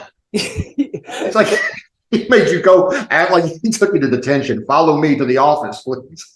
I got one time I got pulled over. It's a long story as to why I was really upset with good reason. I got pulled over in Wisconsin going, who knows, 105 and a 55 in the snow, or whatever. I was having a really bad day. And I happened to have like $150,000 cash on me, which is a whole nother story. But this cop pulls me over and he comes up, and like I said, it was a really rough time in my life. So I was having a really bad day, like life-changing bad news, Yeah. And so he comes up and goes, why'd you pass me? And I said, because I was going faster than you. Like, I thought that was kind of funny, or whatever. And he goes, oh, funny guy, jokester, huh? I said, yeah. He goes, well, I'm gonna go ahead and give you, since you want to be funny, I'm gonna go ahead and give you a reckless driving ticket. And I was like, okay. He said, and you're gonna have to pay it now. And I was like, I gotta pay it now? Like, how am I doing that? And he was like, yeah, you have to post bond in the state of Wisconsin if you're, if it's reckless driving over 25 miles an hour. And so I decided I was dumb then. I was younger. I was like, you take cash, and pulled out a brick of $100 bills, like a big brick of it. I was like, did you take cash? And the guy, I saw his face just absolutely hating me. But looking back now, he could have just shot me and taken the money. Like, people will kill you for 10,000, let alone a couple hundred. But I thought I was, 28 at the time or whatever, 27. I thought I was really showing this cop like, I mean, I don't care. I'm rich. It doesn't matter, But looking back, he could have killed me and taken the money. It would have been he'd gotten away with it too, probably. So yeah, it's but then the ticket I think was like $485. And I didn't think it was so funny after that. I was like, dude, and I had to give him a credit card. I had to pay it right then. And then if you want to come back and go to court and fight for your money, like, I'm going to go all the way back to Wisconsin, land of ugly people, as we established a couple of weeks ago. But I'm not going to drive 8 hours back to go to court in 2 months to get my money. But yeah, I think it's like $485 for reckless driving. It's crazy, man. But I was driving recklessly, so. I got another one of those red light tickets. Same fucking red light. I'm avoiding the street for $500 last week. $500 ticket, and then plus Golly, man, it's amazing the guy can run his car through your garage and have less consequences than you running a red light. Like it doesn't. It wasn't even red light. It was a rolling stop. Like I made a right on red, but I didn't come to a complete stop. I just kind of slowed down and made the right. It wasn't. Yeah, dude. They're like, sir, you were 2 miles away from being careless. Like that was almost a careless driving charge. Dude, one time I got pulled over and I had all these I did a military tour, so I figured there's a chance the cop was in the military. Right. So I put on the hat that said U.S. Armed Forces, and I'm like, oh, I just got back from a military tour for the troops. The guy was not buying it at all. Like he was. I tried to mention. Dude, I hope you save some money for your $400 ticket. Dude, I was telling somebody the story about one time I bombed so bad. The guy pulled me over for doing something. I'm like, I'm sorry. I did a show. Nobody laughed. It was the worst. I got heckled. And the guy went from giving me a ticket to give me a pep talk to keep going in comedy. That's awesome, man. Comedy's hard. Like his cousin does it and he sucks. And I had a guy that pulled me over when I had just gotten my license, and I did the same thing, kind of like a rolling stop, but a little bit more reckless than a rolling stop. Dare I say careless. But no, I came to a rolling stop. I pulled out and this cop pulled me over. I only had a license for 2 weeks at this point, and man, he went off on me. It was like, you're going to lose your license, blah, blah, blah, all this and that. And I was just sitting there like, dude, my dad told me if I got a ticket, he was taking my car and my license away. And it was only like a $1,500 car. So it wasn't much of a loss on that. But I was so excited to have my license. And then first of my friends to have it, that I went to school with, they didn't have any money. They were old enough, they couldn't get a car. And I thought he was going to literally give me a reckless driving thing. And he goes, now think about that next time you do that. Get the hell out of here. Just walked away. He didn't give me any ticket or anything. And it was reckless what I did, But after that, I really did. I appreciated that he didn't try to ruin my driving privileges. But I didn't like him going off on me for 5 minutes while I had you sit there and talk about how I'm an idiot and I think I know it all and I'm young. I'm like, dude, even my parents don't say this stuff to me. Going off on me, you don't know me. Yeah, he was like, I've seen kids, I've scraped kids like you up off the pavement, pulling that kind of shit, blah, blah, blah. But he went off on me and then he goes, yeah, and he said, now get the hell out of here. I was like, just pure relief. You know what I mean? When he walked away, because I thought I was gonna have to explain to my dad. I was gonna have to, that's the worst part. Cop goes, you're gonna be all right because you're gonna live to see another day. I'm like, oh, come on, man. You live to tell another joke another day. But you could tell he probably had either struggled as a comedian or thought about doing it. And he was like, I respect this guy having the balls to do it. No, the different time the guy told me I was going to be all right. I thought I was getting out of the ticket. And he goes, because you're going to live to see another day. And still gave me a ticket. Well, he still gave you a ticket? No, not that guy, a different guy. Oh, okay. Yeah. I mean, oh man. Yeah. I remember when I was on Last Comic Standing, they were like, they called you up for a background check. They're like, do you have any felonies? I'm like, no, I got a couple of speeding. They're like, yes, you do. They knew all of them. Have you ever ran a school with a football team that didn't exist? Sorry, we learned the hard way on this one time. So it's maybe they should ask that. Dude, you got to see that documentary. I'm watching it for sure. Yeah, I'm watching it tonight. You're going to hate the guy. You're going to fucking hate the guy. Dude, there was a guy, before we leave, that he proposed to his girlfriend by some kind of, his friend was a cop. And he knew, and the cop gave him his uniform, and then he went to give the girl a speeding ticket, and it was the boy, and he's like, you know how fast you're going? She's like, blah blah, and he's like, well, I just wanted to marry you, and then but that could have went terrible. Can you imagine? Yeah. If she was like, what do I have to do to get out of this ticket? He'd have been like, great. I guess this didn't go how I planned. I had a joke about how I was going to top that and dress up as Al Qaeda and hijack a plane. And then I told somebody that story about me saying that Zach, what's his name? Zach Cummings. When we get on that nuclear sub, when I told the security, the military police, that he was part of an international dick smuggling ring, and he probably had 4 or 5 in his ass at the current moment. The guy wasn't getting the joke. He's like, wait, which one? He's like, real worried. I was like, oh God, this is not going how I thought. I thought he would think it was funny. He calls over his lieutenant or whatever. Like, Lieutenant, there's something about this guy smuggles dicks or something. I was like, oh my gosh. I said, dude, I was just kidding. And I could feel the eyes of the lady that took us on the tour burning through my soul. You're the one that hooked me up with that. I'm pretty sure you're the one that recommended me. Yeah, that was amazing. To her. And I wouldn't have sex with her, so she got real mad at me and wouldn't ever have me back. She ended up marrying one of the fighters, had a baby with him. Or Dude, she was trying her best. Everything. I need to talk to you, like at midnight. And I was like, you need to talk to me. Yeah, you said something today, or whatever. I come to her room, and it was so obvious what was going on. I was like, dude, I've got a girlfriend. Sorry, or whatever, which I didn't at the time. But I was just like, no, thanks. But I was going to sleep my way to the bottom. Like that's pretty crazy when you have to sleep with the military leader to go on a tour, a charity tour for. Like all I'm getting is the per diem. I'm not making any money on this, you know what I mean, or whatever. But it was very obvious to me I wouldn't be invited back unless she Harvey Weinstein me or whatever. It's whatever was going on. But the best was James Krause and the Shayna Baszler. Oh yeah. And Zach Cummings. They were all three thinking I was banging her. They kept saying stuff. And I was like, I'm really not. Like I wouldn't. Yeah, you went to a room last night. I heard, blah blah. So she texted me and said, I have to talk to you. It's important. At midnight. I was like, wait, what?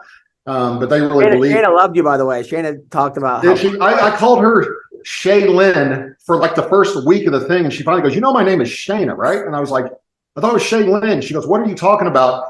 And I was like, I really thought it was Shaylin. So when I got home, like a week after, I looked on my Facebook, and there was some girl named Shaylin Baszler on my Facebook friends, and that's I thought it was like when I see that name, I thought it was her. But yeah, I sent her the picture. I said I figured out why I was calling you Shaylin, and I sent her the picture of the girl's profile saying Shaylin Baszler or whatever it was, and that's why I thought it was that. But it's yeah, I heard that James Krause actually put 2-1 odds on it that I was sleeping with the tour leader, so that was probably the one bet he got wrong. She's killing it right now in WWE, Baszler. Yeah, she dude. I actually told her, but I don't want to take credit for it, even though I am. I told her at the time because she was telling me how much she always wanted to be a pro wrestler, and she only fights because it gets her, closer to, like a WWE thing. I was like, why don't you? I gave her a guy's number that recruits for the WWE. I turned around, I didn't know she was roommates with Ronda Rousey, and she didn't need my little contact information. Like, oh no, I can just have Ronda ask. But as I told her at the time, I said, why don't you quit fighting and go after it? That's what you've always dreamed of. Why don't you do it? And she's like, I don't look like those girls. I don't think. I said, I don't like. She's real charming, real cool. Like really, I said, I think they would like you. But yeah, she's a sweetheart, man. She was a really, really nice girl, and she didn't try to sleep with me like the tour. That kind of irritated me, man, because she kept coming up with reasons to be mad at me. Of course, I was giving her plenty of reasons, but I told you the story about when I tried to hand the guy some fruit, right? The colonel. Oh, when someone died. Yeah, someone had committed. They had died jerking off, I guess, and hanging themselves. And the cop that was there told us that. So I said, how do you know it was suicide, or was it suicide? Because he had an orange in his mouth. And I was like, oh, that's the test now? Like if they're eating fruit, they're happy, And he goes, no, he said they jerk off and bite into fruit as they. I was like, dude, how low are we going to go, man? Like how who did that the first time? Like jerking off with the noose around the neck. Like, let me have some fruit while I do this, Like it's like a Caligula came up with that. Like who? I don't know. Anyway, but yeah, this colonel or ship captain wanted to be choked out, and I was like, I don't want to do it, man. Like he's telling the troops, I'm not afraid. Let one of these guys choke me out. You'll see.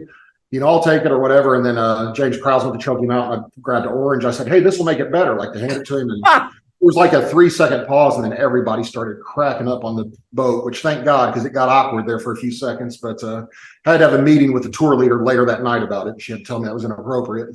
Oh God! One day I'll tell you about the fight I got into. If I haven't told you already, that the military had to break it up when I beat up the other comic. For once, the U.S. military was breaking up a fight instead of starting one. Yeah, they broke up a fight between me beating up the other comic. Anyway, that is our podcast today. Sean, you're the best. Have a great weekend. All right, man. See you, Don. Oh, wait. Don would not. Take care, brother.